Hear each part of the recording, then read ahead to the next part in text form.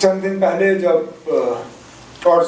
इस बात का एहसास रखते हुए कि आज जुमा है, मैं बहुत ही कम वक्त आप सबका लूँगा।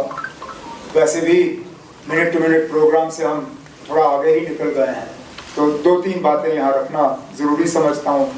जब डायरेक्टर साहब आए थे इस प्रोग्राम के मुतालिक मुझे दावत देने के लिए, तो शुरू में मैंने सोचा था कि मैं इनकार ही करूँगा,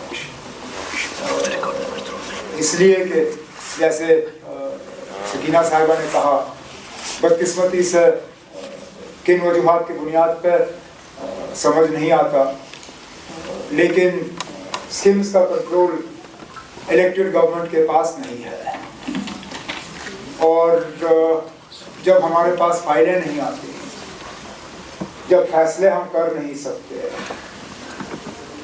तो फिर शायद हमें यहाँ बुलाना और हमसे तकरीर कराना कोई मायने रखती नहीं। लेकिन फिर मैंने अपनी जगह सोचा कि क्यों इस बात की सज़ा स्कीम्स को क्यों मिले, इस बात की सज़ा डायरेक्टर साहब या आप फैकल्टी या आप सबको क्यों मिले। स्कीम्स की फाइल बेशक मुझे नहीं भेजी जा रही है, सकीना को नहीं भेजी जा रही है। आप देखें यहाँ ऑडियंस में इंतज़ामिया को कोई अफसर आपको नज़र आ रहा है? मुझे तो नहीं आ रहा है। पता नहीं जानबूझ के उन्हें कहा गया है कि यहाँ नहीं आना है, या उन्हें इन प्रोग्रामों से दूर रखा गया है, मैं नहीं जानता। लेकिन इस बात की सज़ा इंस्टीट्यूट को क्यों मिले। और जैसे सकीना ने कहा, हमने तो अपने फ़र्ज जो हैं हमने पूरे किए। जहाँ जहाँ स्कीम्स को हुकूमत की मदद की ज़रूरत पड़ी, जहाँ हमें फाइनेंशियली नए प्रोजेक्ट्स जो हैं स्कीम्स के लिए सैंक्शन करने पड़े फंड्स के लिहाज से, हमने कोई कमी नहीं रखी।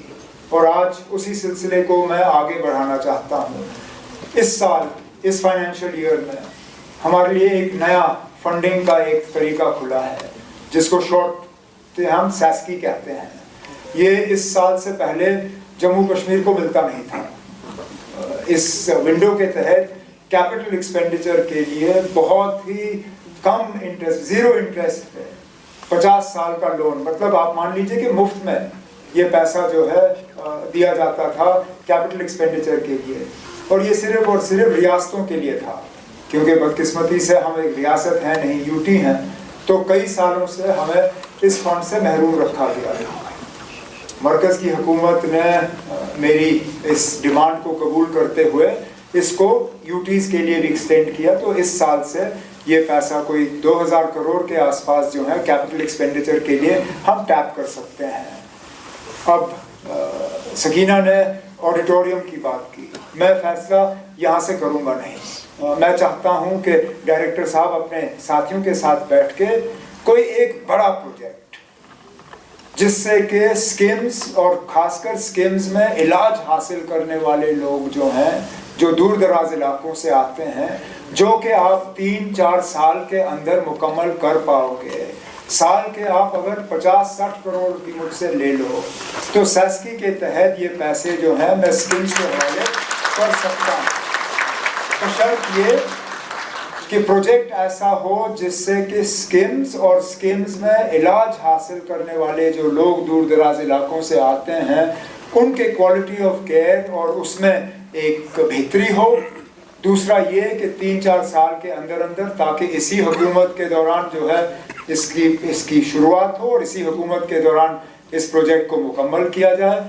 और साल में जो है वो पैसा, क्योंकि इस स्कीम में हमारे ऊपर जिम्मेदारी ये बनती है कि अगर मैं 50 करोड़ इस साल के स्कीम्स को दे दूं, तो कम से कम 80 से 90% पैसा जो है वो ज़मीन पे इस्तेमाल हो जाना चाहिए। नहीं तो वो स्कीम जो है वो रुक जाती है, आगे जाके वो पैसा आपको मिलेगा नहीं। तो मेहरबानी करके डायरेक्टर साहब, आप कोई भी बड़ा प्रोजेक्ट आप ले लीजिए, मैं आप पे छोड़ता हूँ।